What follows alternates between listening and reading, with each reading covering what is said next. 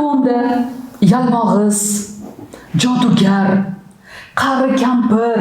Bugun ayrim kelin-poshsholar qaynonasini ortidan shunaqa non qo'yib olayotganligini eshityapman. Qizlarjonlar, sizlarning ham onalaringlar bor-a? Sizlarning ham onalaringlar bag'rida 9 oy ko'tarib dunyoga keltirgana, sizga ham tarbiya bergana.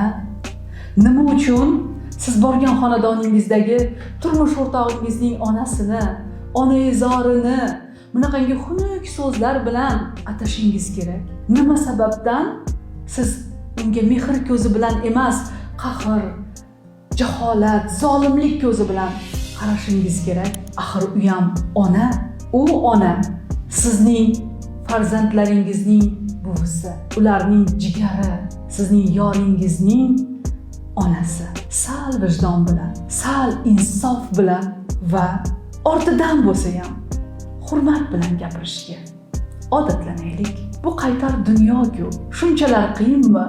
Onajon, oyijon, mehribonim, jannatim deyish shunchalar qiyinmi? Yoki qaynona siz uchun ona emasmi?